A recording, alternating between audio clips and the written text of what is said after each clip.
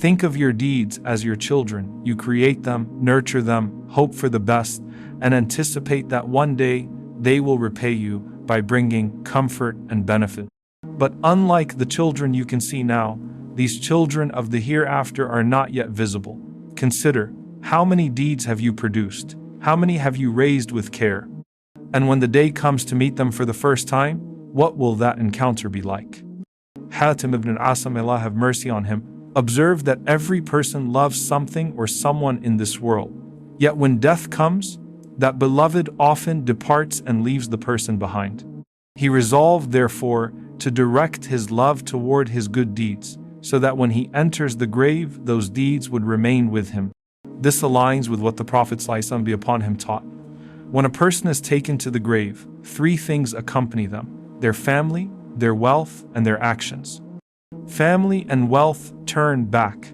They do not remain with the deceased. Only one companion stays with the person in their new abode: their deeds. Allah tells us plainly about the Day of Judgment that wealth and children will not avail a soul. From that moment on, deeds become our comfort and our currency.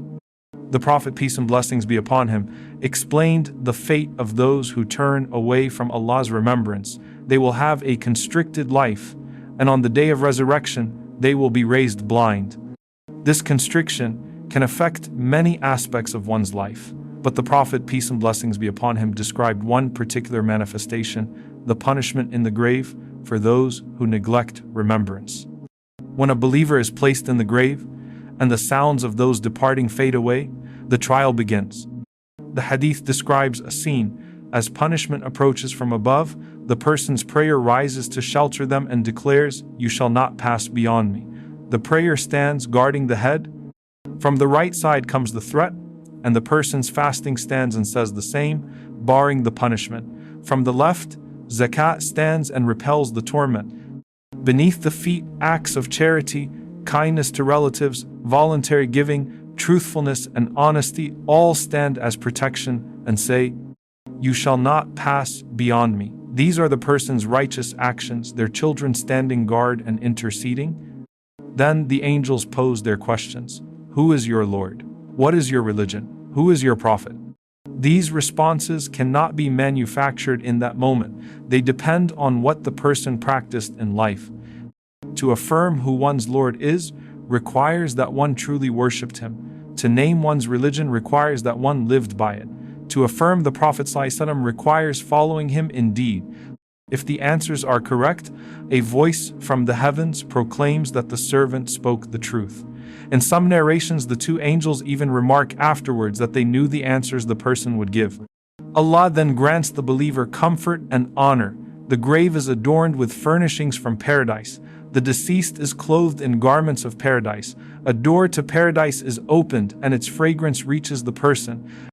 And the grave is widened for them until it expands as far as the eye can see.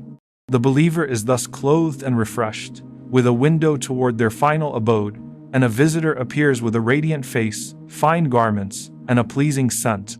This visitor brings good tidings and says, "Rejoice, this is your promised day of joy."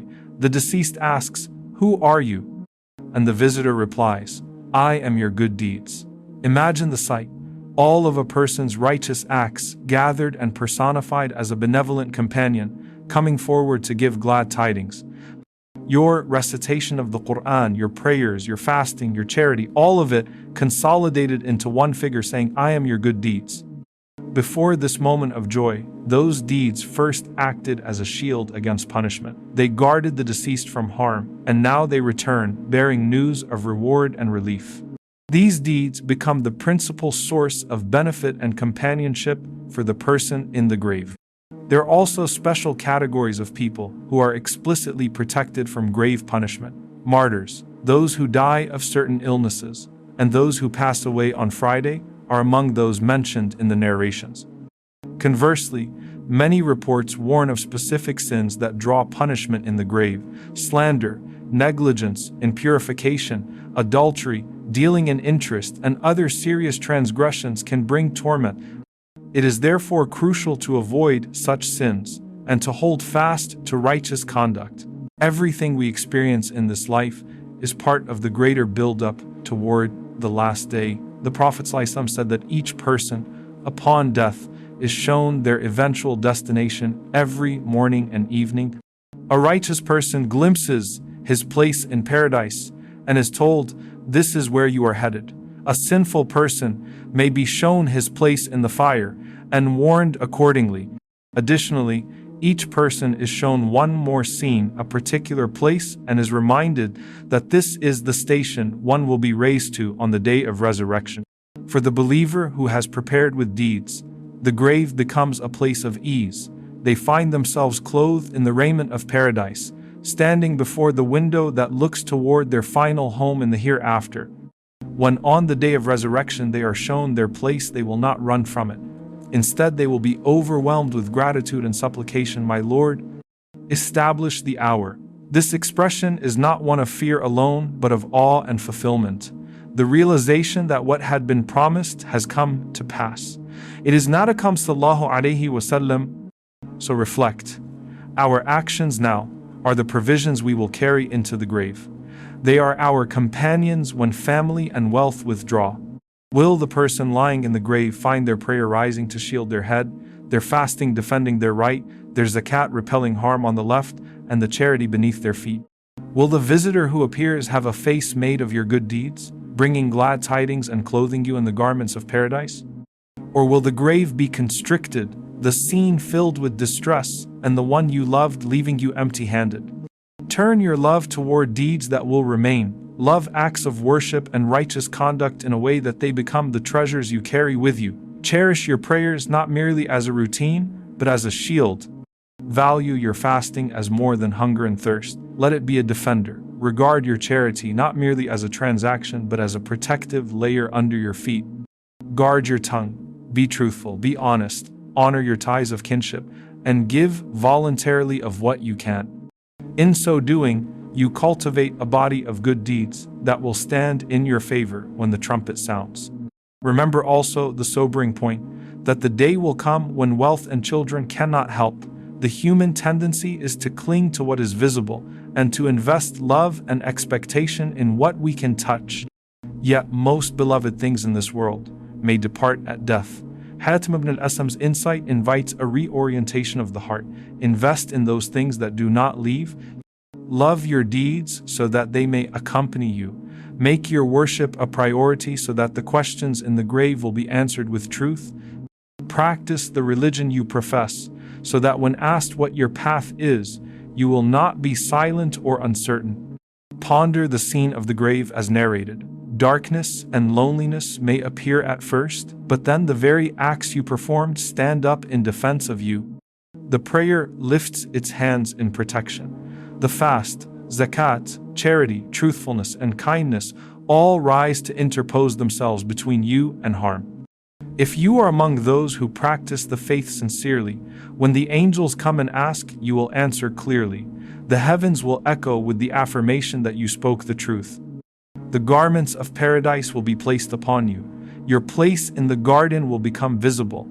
A fragrance will waft through the grave, and your deeds will appear, bringing glad tidings. On the other hand, if your life was characterized by neglect of prayer, of truth, of charity, then the very things that could have shielded you are absent. The grave may close in, the questions may be answered poorly or not at all, and the punishment that Allah warned about may befall. Avoiding sins, cultivating worship, and performing righteous actions are therefore not merely optional extras, but the essential provisions for what comes after death. Think as a parent would. Raise your deeds with care, feed them with sincerity, and nurture them with consistency. Train them so that when death comes they are mature and strong enough to support you. If you raise them well, they will be your advocates, your protectors, and your companions. If you neglect them, you will find, like many before, that the worldly beloveds depart and leave you to face what comes with little to console you. Finally, take hope in Allah's mercy.